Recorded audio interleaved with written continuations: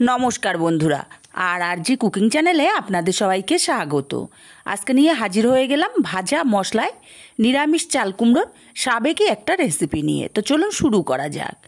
आमी एखाने एकटा चाल कुमड़ो नियेछि। चाल कुमड़ोटा केटे नेब। चाल कुमड़ो नाकि मेयेदेर काटते नेই ताई बरके दिये फाली करे नियेछि। एखन चाल कुमड़ोटा आमी केटे देखिए दिচ্ছি किभाবে काटते हबे। चाल कुमड़ोर खोसाटाके फेले देब, तारपरे चाल कुमड़ोटा केटे नेब। और बंधुरा এই রেসিপিটা খেতে কিন্তু দারুণ লাগে, দারুণ। ভাত রুটি পরোটা সব কিছুর সাথেই অসাধারণ লাগে। চাল কুমড়োর খোসাটাকে ফেলে দিয়ে মাছ বরাবর ফালি করে নেব। নিয়ে তারপরে বীজের যে অংশটা বা নরম অংশটা ফেলে দিতে হবে। তারপরে ছোট ছোট টুকরো করে কেটে নেব। যেভাবে আমরা পেঁপের ডালনার পেঁপে কাটি ঠিক সেইভাবে ছোট ছোট টুকরো করে চাল কুমড়োগুলোকে কেটে নেব। দেখেই বুঝতে পারছেন কিভাবে চাল কুমড়োটা কেটে নিচ্ছি। এইভাবে সম্পূর্ণ চাল কুমড়োটা আমি কেটে নিয়েছি ছোট ছোট টুকরো করে। এবার কড়াইতে দিয়ে দেব অল্প একটু জল, 1 গ্লাস পরিমাণে, সামান্য একটু লবণ দিয়ে তারপরে চাল কুমড়োগুলো দিয়ে দিলাম। চাল কুমড়োগুলো একটু নাড়াচাড়া করে দেব যাতে লবণটা সব চাল কুমড়োর গায়ে ভালো মতো লাগতে পারে। তারপর ঢাকা দিয়ে চাল কুমড়োটাকে মিনিট 5 টাইম নিয়ে সেদ্ধ করে নেব। আর চাল কুমড়োটা খুবই কচি, সেদ্ধ হতে খুব বেশি টাইম লাগবে না। 5 মিনিট পর ঢাকাটা খুলে নিলাম, নাড়াচাড়া করে দেখে নেব। দেখুন চাল কুমড়োটা সুন্দর সেদ্ধ হয়ে গেছে। নামিয়ে জল ঝরিয়ে নেব। আবারও কড়াই পরিষ্কার করে বসিয়ে দিয়ে 1 চামচ তেল দিয়ে দিলাম। তেলটা গরম করে 1 চামচ মেথি, 1 চামচ মৌরি, 1 চামচ কালো সর্ষে আর 3টে কাঁচা লঙ্কা দিয়ে এগুলোকে ভেজে নেব।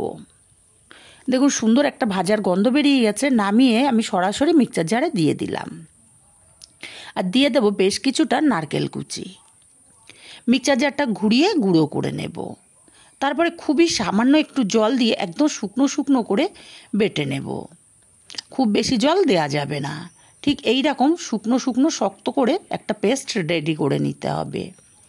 আবার ওই কড়াইতে দিয়ে দেব 2 চামচ তেল।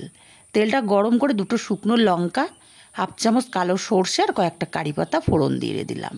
ফোড়নটাকে একটু নাড়াচাড়া করে ভেজে নেব। ফোড়ন থেকে মিষ্টি গন্ধ বেরিয়ে গেলে এখানে সেদ্ধ করে রাখা চাল কুমড়ো দিয়ে দিলাম। চাল কুমড়োটাকে একটু সময় নিয়ে ভেজে নেব। আমি মিনিট 3 মতো সময় নিয়ে চাল কুমড়োটাকে ভেজে নিয়েছি। চাল কুমড়োর কালার কিন্তু একদমই চেঞ্জ হয়ে গেছে। এখানে খুবই সামান্য একটুখানি হলুদ দিলাম, খুবই সামান্য। স্বাদ মতো লবণ দিলাম আর ভাজা মশলাটা দিয়ে দিলাম। তবে লবণটা বুঝে দিতে হবে, চাল কুমড়ো সেদ্ধর সময় আমরা লবণ ব্যবহার করেছিলাম।